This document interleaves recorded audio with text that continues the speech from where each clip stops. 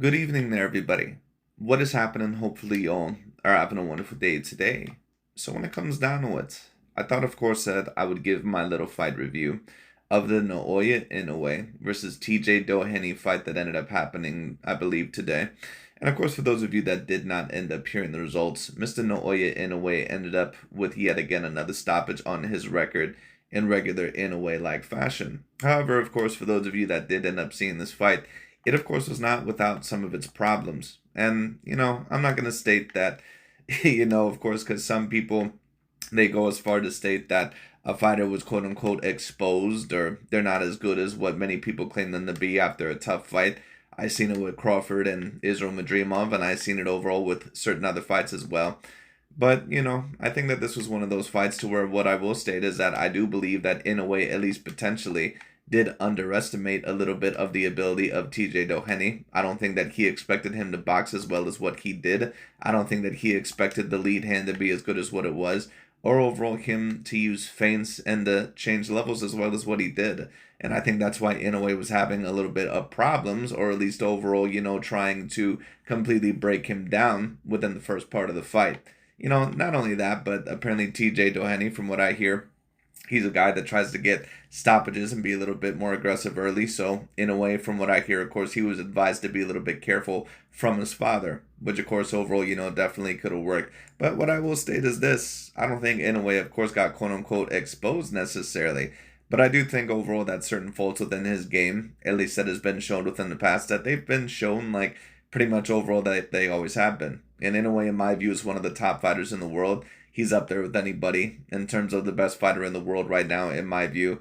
But there are certain things, in my view, that he is going to have to patch up a little bit, especially if he wants to retain his undefeated record. One of those things, of course, from what we've seen within the fight, Timothy Bradley keeps on mentioning this. When Inoue sometimes throws a certain punch, the right hand will drop. And a lot of the times that can be a problem because, of course, if they hit you with a good left hook or if they hit you overall with a good punch in return, you have the potentiality to get knocked down. And of course, we've seen that a little bit in the Lewis Neri fight, but that was really more of a problem of Inoue turning and throwing a punch really when he shouldn't have been. When Neri really had the advantageous position, really to throw against that of Inoue within that position. So once again, Inoue is going to have to be a little bit careful. Inoue reminds me a lot of a Roy Jones Jr. to the fact of where he's so athletically talented and gifted that he can get away with so many things overall in the ring to where sometimes he even takes it a little bit for granted. And he can be relatively good defensively. He can, of course, be also a better mover than what he also showed within this fight.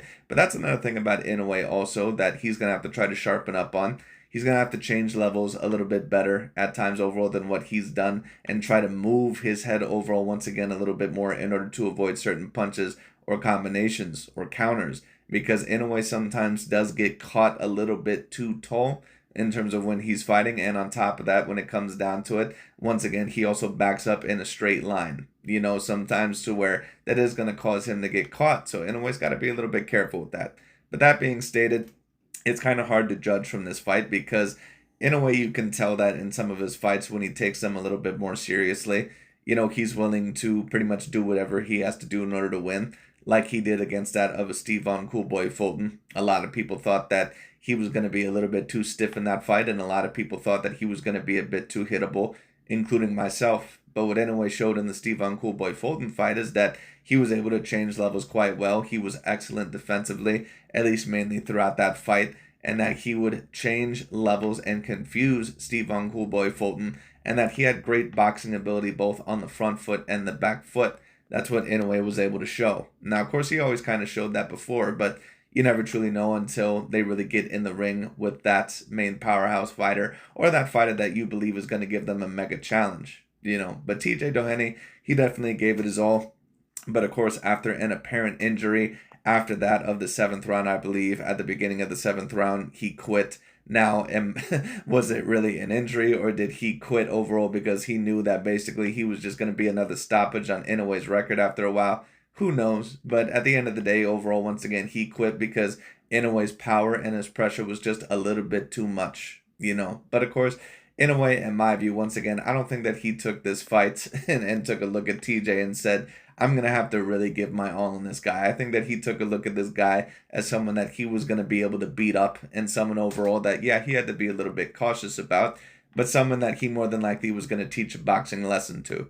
And he figured a little bit wrong, which is why eventually after the fourth round, I believe in the fifth and the sixth round, he had to turn it up a little bit, and he had to overall play it a little bit differently, and he had to be a little bit more aggressive, go to the body, try to get around his punches, and be also a little bit more vibrant, be a little bit more active throughout the fight. He had to change things a little bit differently, and that of course can be a sign of a great fighter. When your main game plan is not working, you have to adjust to the other one. Inoue definitely is a multi-dimensional fighter.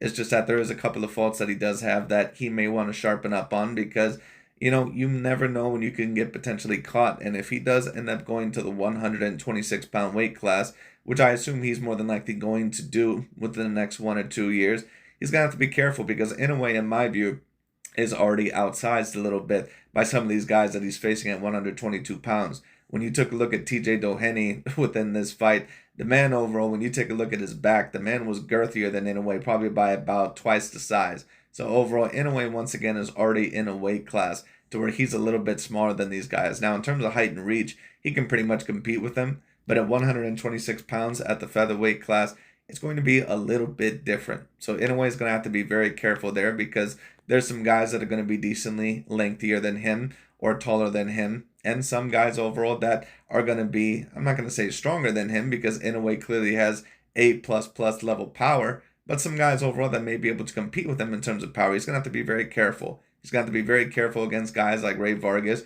or Brandon Figueroa, or guys like Nick Ball, guys like Bruce Carrington, certain guys like that. So we'll see what ends up happening next. But the thing is about Mr. Naoya Inoue now is, where does he pretty much go from here? Because at 122 pounds, there really isn't any major threats for him there. So the question is where does he really go from here?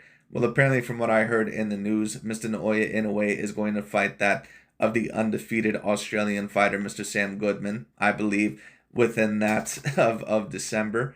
And apparently Juno Nakatani, who is the other multi-divisional champion, and the guy overall that is also undefeated, and a guy that is stopping a lot of names, apparently that is going to be the guy that Naoya Inoue is going to have on his undercard. And apparently the reason, of course, for this undercard is so there can be a gaining interest between that of a Junto Nakatani, between that of a Naoya Inoue, which in my view is a perfect fight, because Junto Nakatani, of course, is Japanese, Naoya Inoue is also Japanese, and that is one of the bigger fights that people may want to see within those lower weight classes. Ring Magazine, of course, has Junto Nakatani ranked number 9 right now, I believe, on their pound-for-pound list. Of course, some people would debate, does he really deserve to be on the pound-for-pound list? It's up to you. The man is a 3-weight division champion. No, he probably doesn't have that great of a resume, but the man has been very dominant. He's gotten a lot of stoppages, and on top of that, once again, he's a relatively skilled fighter. Now, do I think that he's as skilled as what a Naoya Inoue is? No. I think that he gets a little bit too wild, a little bit too crazy, can be a little bit too hittable compared to that of an Inoue. And I just think that the power overall, and I think that the boxing IQ and skill level is going to be too much. But it's still a fight that a lot of people, including myself, would love to see, because he's one of the main threats down there before Inoue would really want to move up to that of a 126 pounds. There's really only 2 fighters left, to be quite honest with you, that pretty much almost everybody would want to see Mr. Naoya Inoue fight. And one of those fighters would be Junto Nakatani before he moves up. And another one of those fights, of course, would also be that of a Jesse Bam Bam Rodriguez. Those are pretty much the only 2 fighters. But I don't really see the Jesse Bam Bam Rodriguez fight happening now. I think that more than likely that whoever promotes Jesse Bam Bam Rodriguez, that they're going to keep him a little bit away from Naoya Inoue until maybe they may see a little bit of vulnerability, or until maybe they see that Jesse Bam Bam Rodriguez could be promoted enough and experienced enough.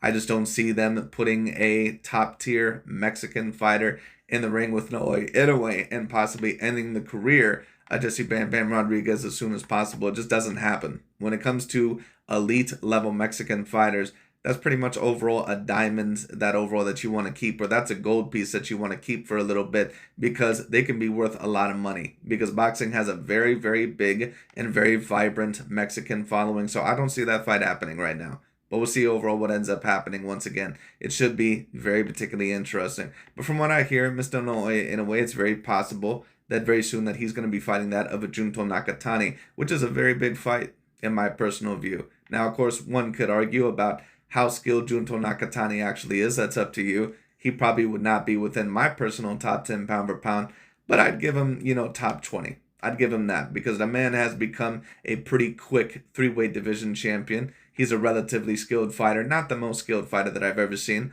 but a relatively skilled fighter and someone that, of course, does pack a little bit of a punch. It would be a very interesting fight to see between those two fighters. And in my view, if Inoue could end up defeating Junto Nakatani, of course, that would be another A-grade level win. That would be another A-grade level win in my personal view. Jesse Bam Bam Rodriguez as well. But once again, I just don't see that fight happening right now. But the fights that, of course, that I would love to see Naoya Inoue in, Junto Nakatani. I also wouldn't mind seeing a fight against him and Elijah Pierce. This one black American fighter that I believe is at 122 pounds right now. Has a couple losses, but a relatively talented fighter and may actually help Inoue's case in terms of being a little bit more popular in the U.S. And apparently from what I hear, Inoue is open to possibly or potentially fighting within that of the United States. Now, of course, a lot of, Americans especially, they hold it against Naoya Inoue that he needs to fight within that of America. And why won't he fight in America? It's probably because he's on PEDs. Well, it's very possible that Inoue could be on performance-enhancing drugs, but I really don't understand overall the narrative that America is that much more cleaner. There's been plenty of American fighters, including Ryan Garcia and Oscar Valdez and other fighters overall that have been caught within the U.S. doping or on steroids. And on top of that, when you talk about the snack program, every single one of those fighters are on steroids anyway. When you talk about Devin Haney, Terrence Crawford, Shakur Stevenson, all those guys with Victor Conte are on steroids anyway. So I'm not really getting this point overall to where Inoue needs to come here for the Olympic-style drug testing, blah, blah, blah. Inoue has already gone through VADA testing. Now, is it still very possible that the man is on steroids? It's extremely possible. It's very possible. Just like it's very possible that a lot of other fighters are on steroids. But at the end of the day, I'm just not getting this narrative overall of, he needs to come to America to prove that he's not on performance-enhancing drugs. A lot of American fighters are on performance-enhancing drugs. It doesn't really matter. Terrence Crawford is on performance-enhancing drugs. Devin Haney is on performance-enhancing drugs. Shakur Stevenson and Caleb Plant and Demetrius Andrade. Anyone who's with the snack program with Victor Conte is on performance-enhancing drugs. Period. Is what it is. But anyways, when it comes down to the overall, that pretty much is about it for today. But we'll see where this goes. I'm going to be very excited to see where Mr. Naoya Inoue goes next. But apparently from what we hear, he's going to be fighting the undefeated Australian fighter next, which is, not the worst fight, but probably not a fight against a guy that I would consider a quote-unquote A-grade level fighter. Sam Goodman seems like a relatively good fighter, but he also seems a little bit too hittable and a little bit too straightforward. I do believe that Inoue more than likely will eventually stop him, but you never know. We'll see what happens.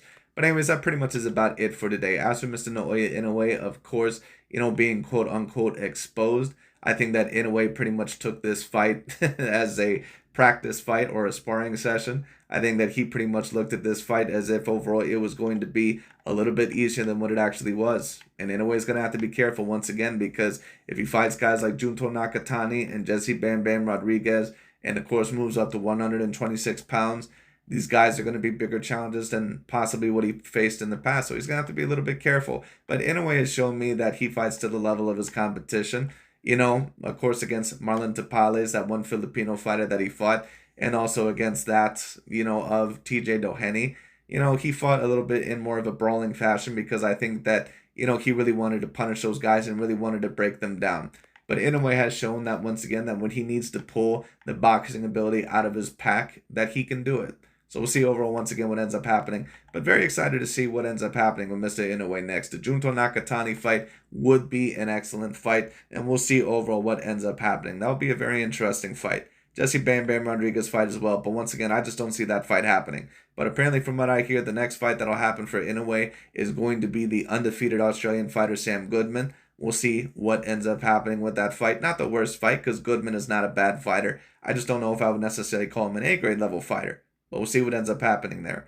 But anyways, you know, that pretty much is about it for this video. Let me know what you guys thought on the fight, and we'll see what ends up happening next for Mr. Naoya Inoue, because he still does have a very bright future ahead of him. I believe that the man is not even 30 years old yet. So it's going to be very particularly interesting. But anyways, that pretty much is about it for today. Thank you all so much for watching, and we'll see what ends up happening next with Mr. Naoya Inoue.